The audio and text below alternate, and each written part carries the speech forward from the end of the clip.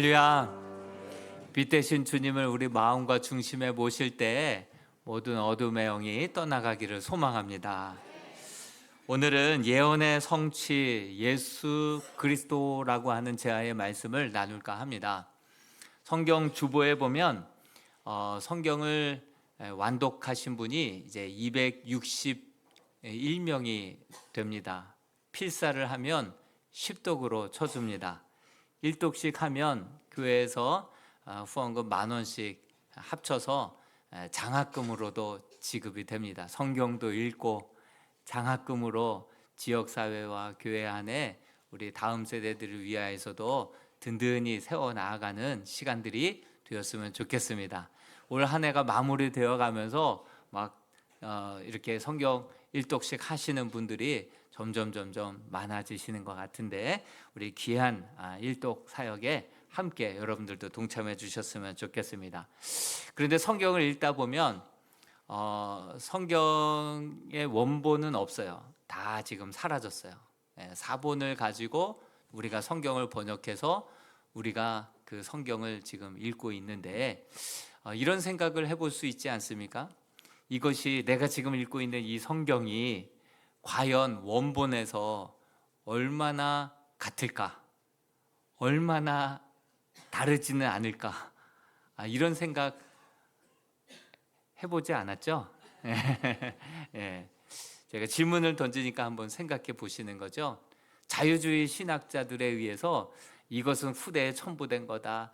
이것은 사람들에 의해서 들어간 거다. 이것 빼고 저것 빼다 보니까 정말 복음주의자 너무 안타까워하시는 분이 이렇게 하다가는 성경 겉표지와 뒤에 표지만 남을 것 같다고 이렇게까지 한 적이 있었죠.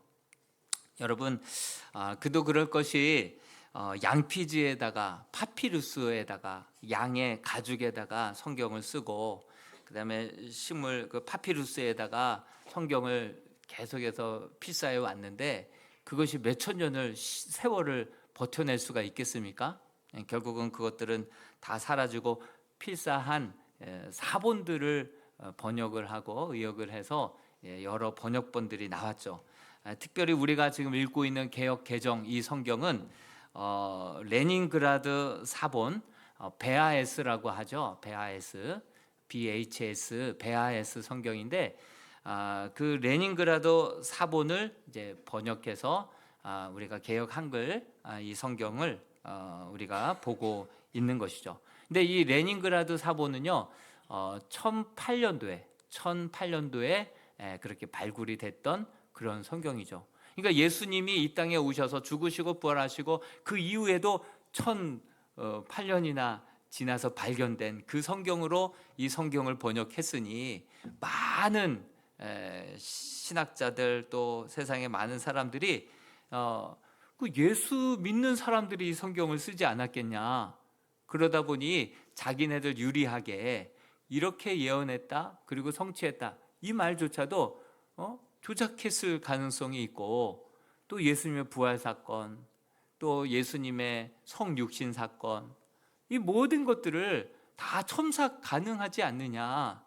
그러니 이 성경이 예언대로 이루어졌다라는 것을 어떻게 우리가 믿을 수 있느냐. 이 의심의 눈초리로 사람들이 이렇게 성경을 바라보고 많은 이야기들을 했었죠.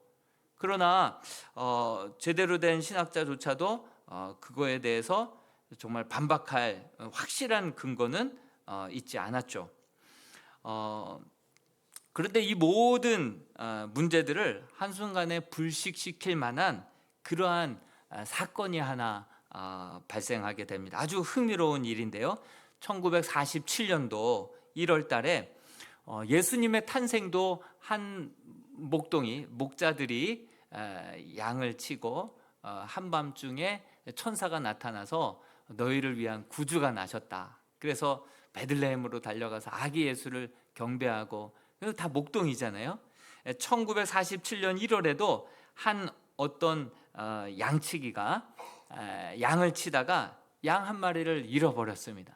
그래서 그 양을 막 찾아서 헤매다가 한 동굴에 들어가지 않았을까 하고 그 동굴에다가 돌을 딱 던졌어요.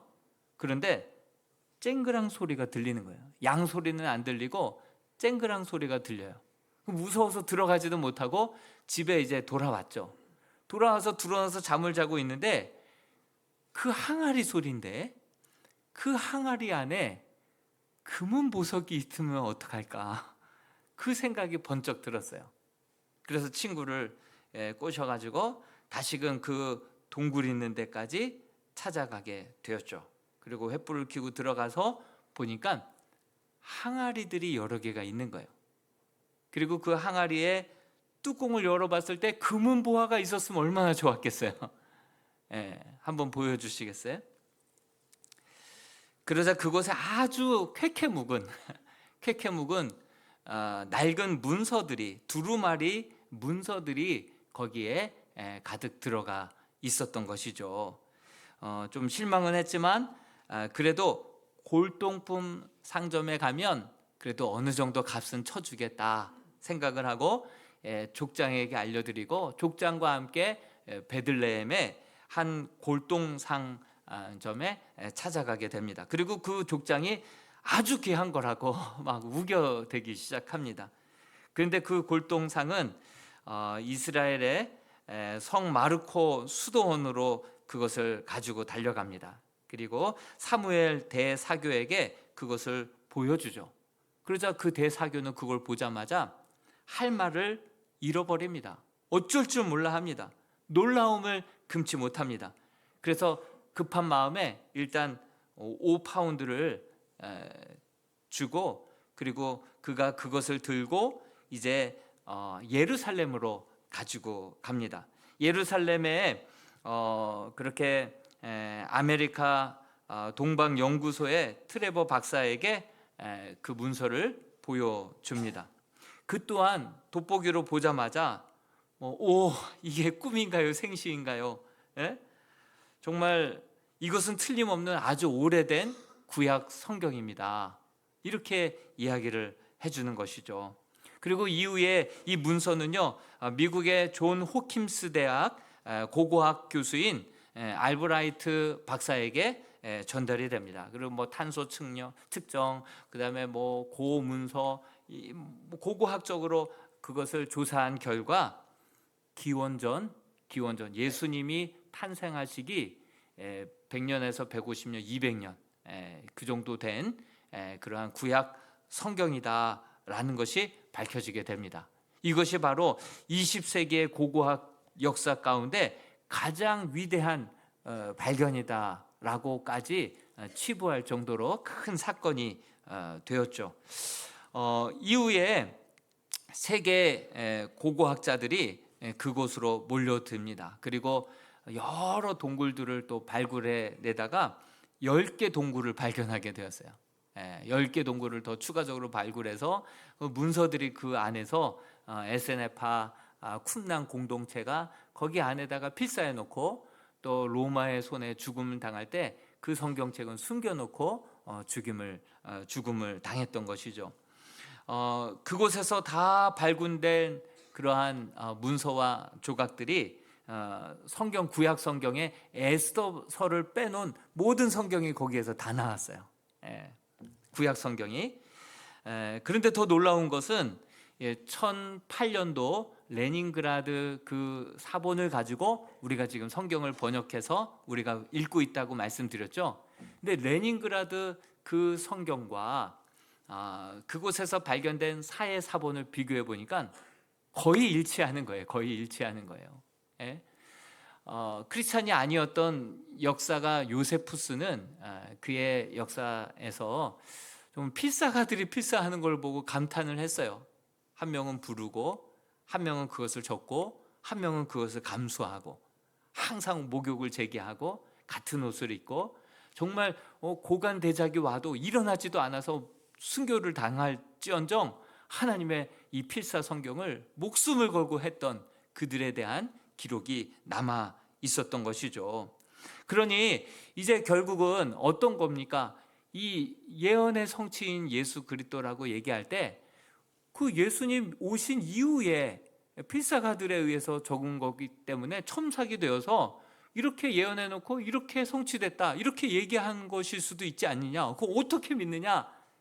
그 이제 허무맹랑한 주장이 이제 다 물거품이 되고, 정말 이 구약에 700년 전에 예언했던 이사야, 미가 선지자, 호세아 선지자, 각종 여러 선지자들이 예수 그리스도에 대해서 예언했던 예언이 그대로 성취된 사실임을 이제는 누구도 부인할 수 없는, 이 성경이야말로 진리 중에 진리인 말씀이 되었다라고 하는 사실이죠. 그래서 생각해 보십시오. 예수님 오시기 전 100에서 200년 전에 이미 기록됐어요. 그리고 700년 전에 이사야가 이 이사야서를 기록했는데, 특별히 이 동굴에서 발견된 성경 중에 가장 가치 있는 것이 이사야서예요. 이사야서는 길이가 6m 된 두루마리 성경으로 그냥 그대로 복원되어 있는 거예요. 1장부터 66장까지 다 수록되어 있는 거예요.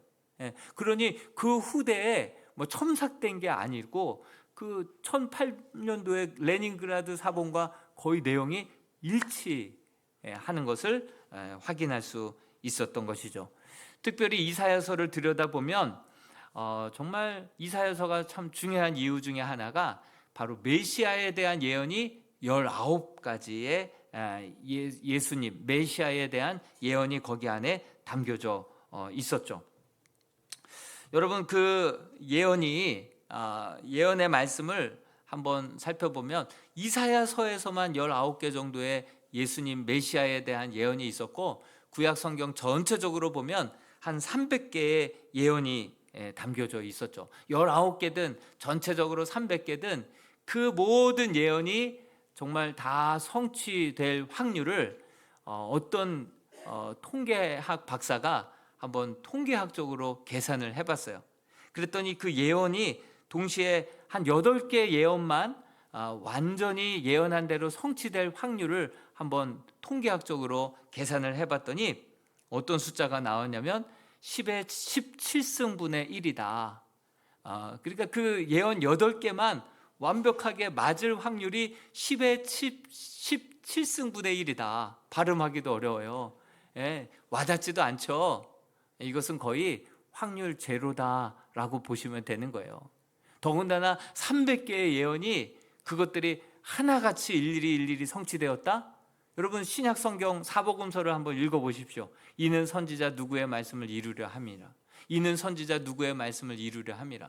구약의 예언이 기록되고 하나같이 정말 그 구절만 해도 300몇 개가 되는 거예요. 300몇 개가 되는 거예요. 정말 구약에서 예언하고 신약에 와서 성취된 거예요. 여러분, 많은 사람들이 얘기합니다. 지금 믿는 신들도 많고 4대 성자도 있고 또 각 성자마다 다 코란 경전들이 다 있는데 누가 참 신이고 어떤 것이 참된 진리의 말씀이냐, 우리가 그렇게 질문할 수 있잖아요. 하나님께서 이사야서에 참인지 가짜인지를 판독하는 방법을 알려주셨어요. 우리 이사야서 41장 21절에서 24절의 말씀을 같이 한번 읽어보겠습니다. 시작. 나 여호와가 말하노니 너희 우상들은 소송하라. 야곱의 왕이 말하노니 너희는 확실한 증거를 보이라. 장차 당할 일을 우리에게 진술하라. 또 이전 일이 어떠한 것도 알게 하라. 우리가 마음에 두고 그 결말을 알아보리라. 혹 앞으로 올 일을 듣게 하며 뒤에 올 일을 알게 하라. 그리하면 너희가 신인들인 줄 우리가 알리라. 또 복을 내리든지 재난을 내리든지 하라. 우리가 함께 보고 놀라리라. 보라, 너희는 아무것도 아니며 너희 일은 허망하며 너희를 택한 자는 가증하니라. 그렇습니다.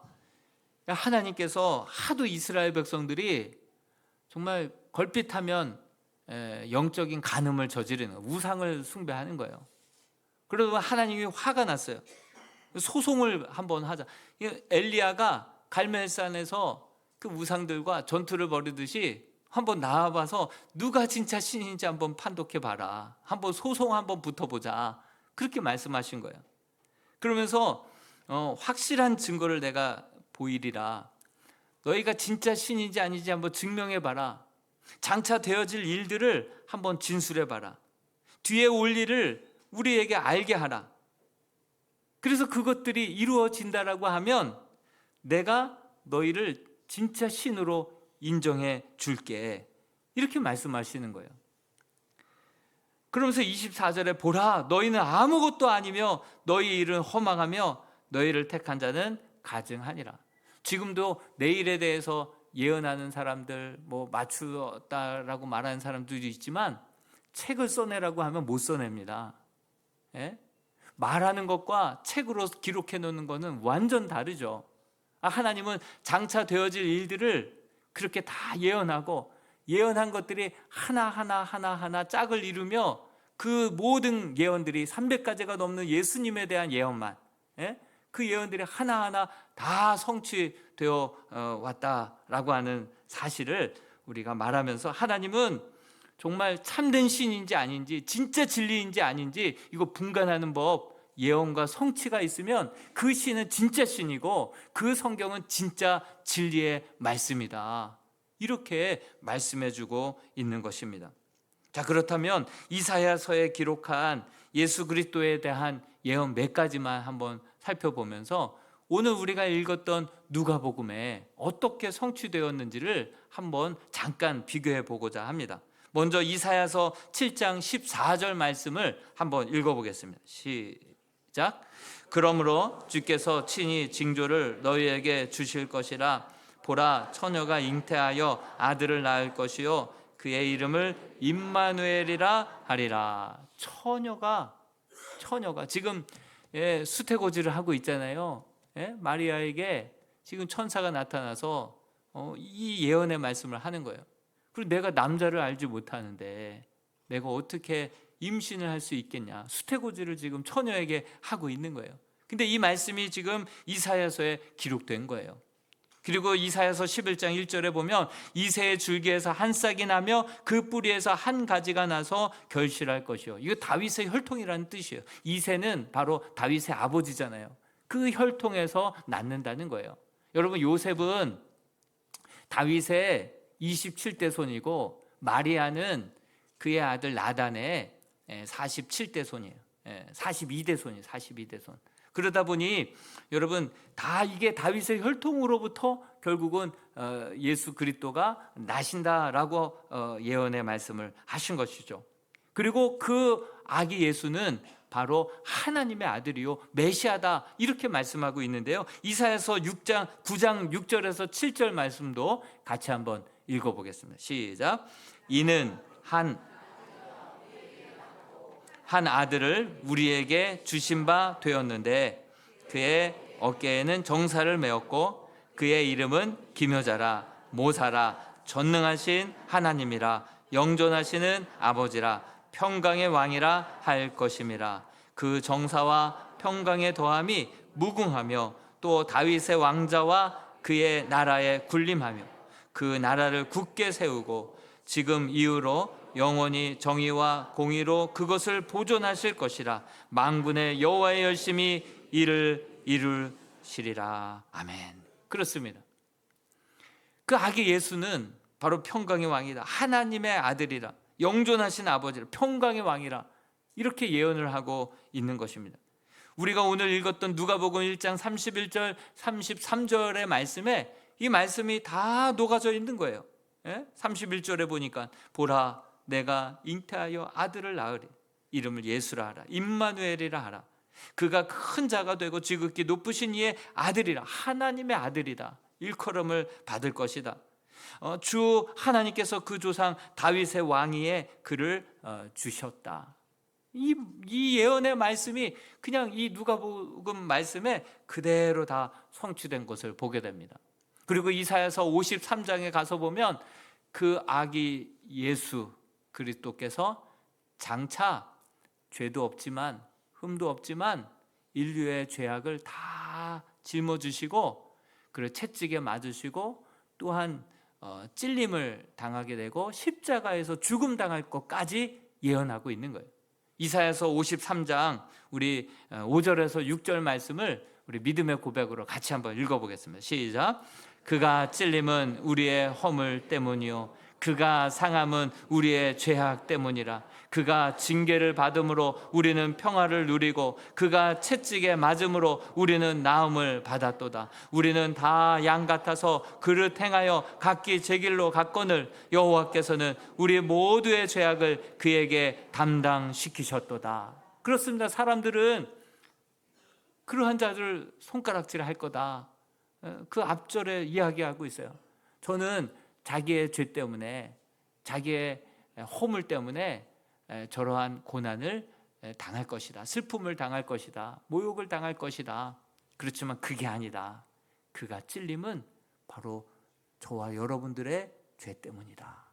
그가 채찍에 맞음으로 우리가 나음을 받고 그가 죽으심으로 우리가 죄 사함을 잊게 된 십자가에서의 죽으심과 부활을 이미 700년 전 이사야서를 통하여서 하나님은 예언하셨고 그 약속의 말씀이 그대로 현실이 되어서 이 땅 가운데 실현되어 저와 여러분들을 향하여서 구원의 길이 예수 그리스도를 통하여서 활짝 열리게 된 줄로 믿습니다. 여러분, 대림절은요, 우리 입장에서 대림절이지 예수님 입장에서는 사순절이에요. 우리는 살기 위해서 태어났지만 예수님은 태어나실 때부터 순종하고 하늘 보좌를 버리시고 죽기 위해 이 땅에 태어나셨기에 우리에게는 대림절이지만 이 땅에 나신 예수님 입장에서는 사순절의 시작인 것이죠. 이 말씀은 예수님이 이 땅에 오신 그 목적, 그 십자가에서 찔림을 당하고 채찍에 맞으시는 그 이유, 그 인류의 죄악을 그에게 왜 담당시키셨고 그가 끝까지 순종하고 죽기까지 순종함으로 우리에게 주신 그 구원을 이루기 위해서 도살장에 끌려가는 어린 양처럼 정말 순종하며 아무 말 하지 아니하고 들리지 아니하고 그대로 순종하며 기꺼이 우리를 살리시고자 죽임 당하셨던 예수 그리스도에 대해서 우리 이사야서에서는 예언하고 그 예언이 그대로 성취되었다라고 하는 사실이죠. 뿐만 아니라 구약 성경을 보면 정말 예수님에 대한 예언이 이사야에서만 쏟아져 나오는 게 아니에요. 창세기에도 보면 아브라함이 한 이야기 중에 원복음이라고 하는 창세기 3장 15절 말씀에도 보면 여자의 후손은 내 머리를 상하게 할 것이다. 여자의 후손으로부터 메시아가 와서 그가 그 원수들의 머리를 밟을 것이다. 이렇게 말씀하셨듯이 원복음, 이미 여자의 후손을 통하여서 메시아가 구원자가 이 땅에 올 것을 아브라함을 통하여서 2000년 전에 예언을 했다라고 하는 사실이죠. 또한 그 메시아는 바로 다윗의 후손이다. 1000년 전부터 예언을 했고요. 또 이사야를 통하여서는 처녀의 몸에서 탄생하게 될 것이다. 더 구체적으로 예언하고 있고요. 또 동시대의 선지자 미가를 통하여서 베들레헴에서 나실 것이다 예언을 했어요. 그리고 그 예언의 성취를 위하여서 그때 당시 로마의 글라우디오 그 황제가 그 또 칙령을 내렸잖아요. 고향 땅에 가서 호적을 하라라고 하는 칙령을 내렸잖아요. 그 목적은 세금을 더 걷기 위함이고 또 병력을 더 착출하기 위하여서 그는 호적령을 내렸지만 하나님께서는 그 호적령을 통하여서 만삭이 되었던 요셉과 마리아에게 하나님의 말씀대로 이루어지게 하기 위하여서 베들레헴으로 가서 호적하기 위하여서 그곳에 갔다가 그곳에서 아이를 낳음으로 미가 선지자가 예언했던 말씀을 성취하기 위하여서 하나님께서는 그 역사를 보이지 않게 주관하시고 인도하셨다라고 하는 사실이죠. 뿐만 아니라 다니엘서를 통하여서 얼마나 많은 예언들이 쏟아져 나오고 있습니까? 바벨론 나라가 망하게 될 것이고 페르시아가 기울어지게 될 것이고 그리고 헬라 시대가 올 것이고 그 헬라 시대에 메시아가 탄생할 것을 예언하고 그대로 그 큰 무너질 것 같지 않았던 나라들이 하나씩 하나씩 도미노처럼 말씀한 대로 예언한 대로 이루어지게 되지 않습니까? 여러분, 말라기서의 마지막 우리 구약의 마지막 성경을 보면 또 엘리야의 심정으로 세례 요한이 올 것을 또 예언한 거예요. 세례 요한도 예언하고 예언한 대로 그 말씀이 성취되는 것을 보게 됩니다. 우리 말라기서 4장 5절에서 6절을 마지막으로 한번 읽어보겠습니다. 시작. 보라, 여호와의 크고 두려운 날이 이르기 전에 선지자 엘리야를 너희에게 보내리니 그가 아버지의 마음을 자녀에게로 돌이키게 하고 자녀들의 마음을 그들의 아버지에게로 돌이키게 하리라. 돌이키지 아니하면 두렵건대 내가 와서 저주로 그 땅을 칠까 하노라 하시니라. 여러분, 이거 지지난주에 봤던 말씀 아니에요? 천사가 사가랴에게 나타나서 그 마음을 돌이키게 할 것이, 아버지의 마음, 자식의 마음이 서로 거스러져 있는데 그 마음들을 돌이키게 할 것이다. 그 아들을 요한이라고 하라. 사가랴에게 천사가 나타나서 이 말라기 말씀으로 예언 미리 말씀하시고 그대로 성취됐던 이러한 사건을 보게 됩니다. 여러분, 이런 예언의 성취의 말씀을 보면 하나님은 과거에도 살아서 역사하시고 현재에도 계시고 앞으로도 살아서 역사하시는 우리 하나님이신 줄로 믿습니다. 역사의 주관자가 되시는 분이 하나님이라는 거예요. 한번 말씀하시면 정말 신실하게 그 약속을 당신의 아들 예수 그리스도를 죽여가면서까지도 지키시는 분이 우리 하나님이신 줄로 믿습니다. 그러므로 올 한 해도 또한 내년 한 해도 이 한 번 말씀하시면 반드시 이루시는 신실하신 하나님의 말씀을 우리가 늘 주야로 묵상하고 정말 주님의 말씀 온전히 순종하며 따라갈 때에 그 안에 놀라운 구원의 역사, 변화의 역사, 인생 도약의 역사, 정말 놀라운 하나님의 뜻이 이 땅 가운데 이루어지는 하나님의 나라를 이루는 역사가 저와 여러분들을 통하여서 이루어지게 될 줄로 믿습니다. 정말 이런 신이 어디 있습니까? 이런 하나님이 어디 있으며 그렇게 예언하신 말씀대로 순종하며 죽기까지 자신을 내어주신 이런 주가 어디에 있습니까? 여러분, 이 하나님의 말씀, 그 하나님 온전히 정말 믿고 붙조차 따라 살아갈 수 있는 저와 여러분들이 될 수 있기를 주님의 이름으로 축원드립니다. 우리가 말씀을 생각